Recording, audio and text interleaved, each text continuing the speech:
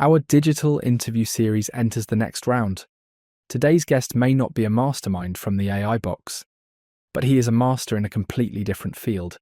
It's fair to say that he has repeatedly kept the entire world population on tenterhooks with his thoughts and thus caused quite a bit of discussion. Find out more about the identity of our guest and what the video in the background has to do with it on the perplexity.ai website in a moment. Welcome back. For our research, I like to be on Perplexity, or live on site. In other words, exactly where the news is to be found. And so it's no wonder that I came across you on one of my recent excursions to a bookshop. Your intense gaze, grey beard and slightly mischievous smile, if I may say so, captivated me. And so it was clear that you were our new guest for this digital interview. A warm welcome to you. Greetings, dear sir. First of all, another note for our listeners. This digital interview is once again an experimental study for this channel. If we now look at the specialist literature and media landscape, then it's fair to say that there are actually some fan clubs that, despite the length of time, I think you're from the 16th century, right? Correct. December 14th, 1503 in Saint-Rémy de Provence. That's where I was born. For those who don't know, that's in the Kingdom of France. Today it's just called France. There hasn't been a king or emperor for a long time. I think the French Revolution was also one of your accurate predictions. Back to the many fan clubs, it's fair to say that you have international followers, even if your messages, today you would call them news or posts, are relatively dramatic or gloomy. Well, hello again to all listeners. Thank you very much for your commitment. It gets kind of exhausting at some point to always stare out of a book without taking part in a discussion. You're very welcome. We simply want to walk the tightrope and bring your interpretations to life with new technology. Your real name is actually Michel de Nostradamus, but the whole world knows you as Nostradamus. You have probably seen all the hype about social media. Wouldn't that have been something for you back then? So being able to make short statements in staccato via an online platform. I have to say the new era has its advantages. If these media had already existed back then, I would certainly have had a few followers, and precisely because they are rather controversial, that attracts a lot of people. Oh yes, hyped up news. That always seems to work, because people can then get into the mood. For this digital interview, we read your original French work and, with the help of Alex from ChatGPT, translated it into a new young language, but without changing the context. And at the same time, with the help of Midjourney, we have also created a visual atlas of your message. Because one thing is also clear, a post on social media without an image or film will not be noticed. You know that better than me. One more quick tip for our listeners. Nostro and I are really excited to see how this format goes down with you. As you can imagine, it involves a lot of effort. That's why we've both set ourselves a milestone. If this interview gets more than 50 likes, we'll continue with the next chapter. I just sit here and make smart remarks. You do all the work. So, dear listeners, click on the like button. Then you'll find out how the story continues. You have created a total of 10 chapters. You call them centuries 1 to 10, with a total of 942 four-line verses, so-called quatrains. The predictions range from the year 1555 to the year 3797. Was it important to you that your prophecies would come true, or did you just write them down to pass the time? Well, who doesn't want to be heard? And the stronger the language, the more dramatic the effect, the more reverberation there is. And I managed to do that very well. It's a good thing that some, or many, sayings didn't come true. Otherwise we wouldn't be sitting here together and having this pleasant dialogue. That's probably true.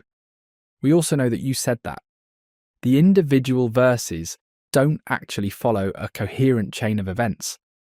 Nevertheless, we dared to create a storyline that is as continuous as possible, starting with Century 1, verse 1. But let's make a long story short. I hand over to my guest Nostradamus. He recites the modernised versions of his own verses. Okay, thanks again, Archer. We start today with Century 1, verse 1 to verse 25. I have to admit, the world was a little darker back then, but the text and illustration make it somewhat friendlier. I don't know if I can manage the intended rap style, so let's get started. The year is 1555. There were no cheeseburgers or cute kitten videos. Smartphones and AI hadn't been invented yet. But in the 16th century, there was the first pocket watch, and the first pencil, and the movable type printing press had been around since the 15th century. And that's how I put my first verses on paper. Very exciting. Give it your all, Nostro. Now it's time to get going. Don't interrupt now, Archie. I have to concentrate, otherwise the flow will be lost.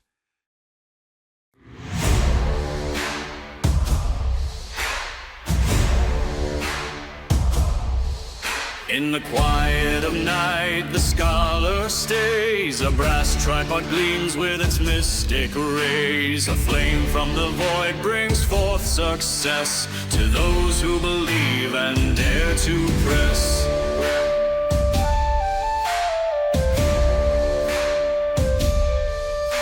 The wand is held above the glowing frame. Water falls as he calls the unseen name. His robes now tremble as he draws near. Divine splendor fills the air with fear.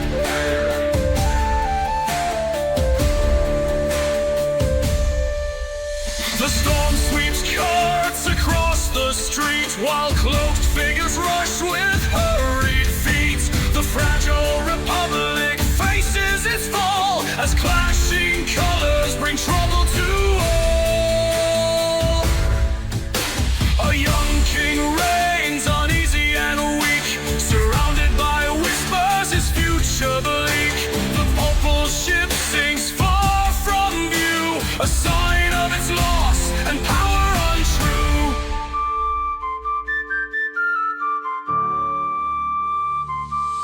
Fields are scarred as battles persist. Villages burn through the heavy mist.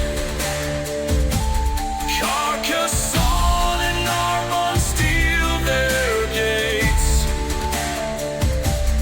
while their countryside suffers cruel fates.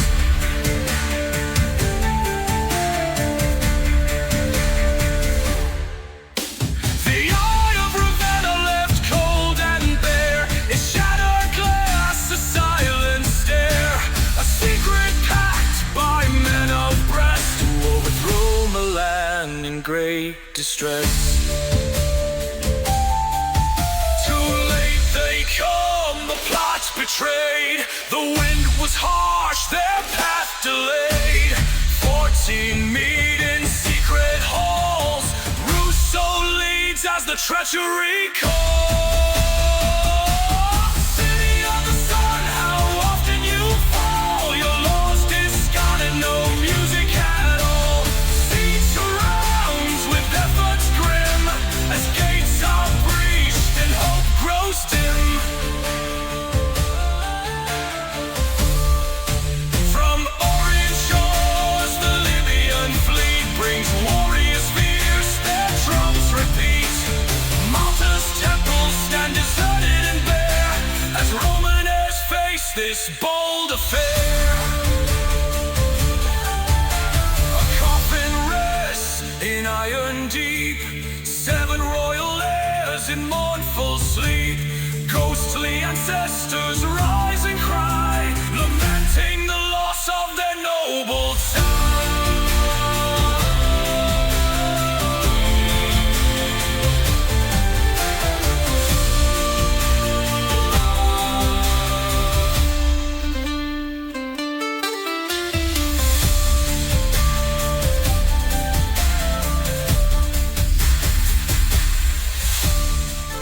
From Naples to Sicily, chaos flows. Floods and fires the land bestows. Romans fall through poor command. Despair spreads wide across the land. In Verona, a man of deceitful ways rises to power in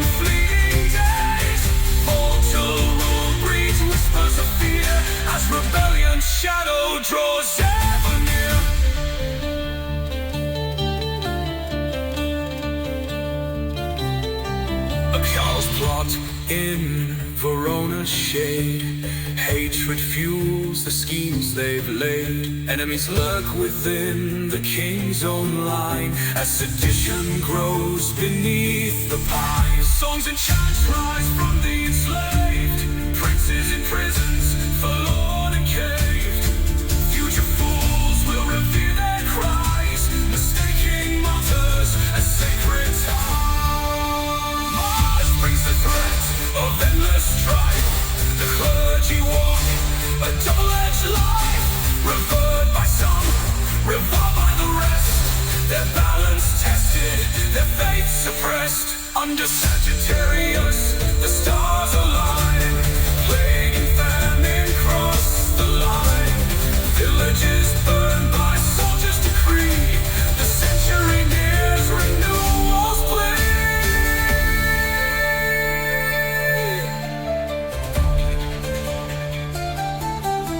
40 years without rainbows bright, then floods return with endless might.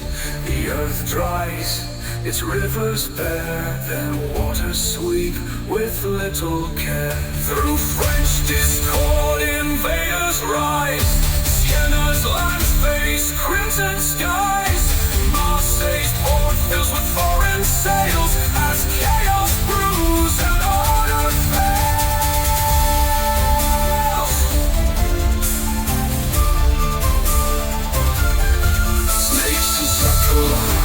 The altar stone, Trojan airs face Spanish towns. Numbers fall, their leader hides. Swampy marshes serve as guides. Tours Orleans and rains all quake.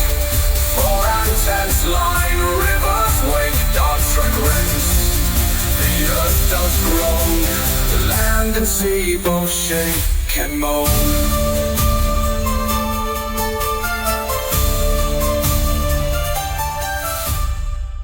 A cleft in the rock reveals white clay, milk-like veins from Earth's decay. Villagers stare but do not dare, unaware of the Earth's foundation bare. An artifice built with senses none, ends itself before storms begun. Hail and ice strike towns with might, autumn and sens lost in the night. The boar and leopard at sunrise meet, a battlefield where foes compete. The leopard, weary, looks on high. An eagle dances across the sky. In the new city, a leader spares after victory, he shows his cares. Above the altar a bird does soar, while Cremona and Mantua endure once more. A relic lost for centuries found, its discovery hailed with joy profound. Under the moon, whispers take flight, casting shadows on this sacred night. A wonderful lecture.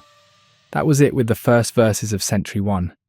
Phew, after so much quiet time as a book cover, that was pretty exciting. I wonder if the audience will want more. We'll see. Thanks again. You're welcome. See you soon. I hope you enjoyed it. Please leave a like, subscribe to the channel and recommend it to others. Thank you very much for listening. See you soon. Your channel. AI. Now you know.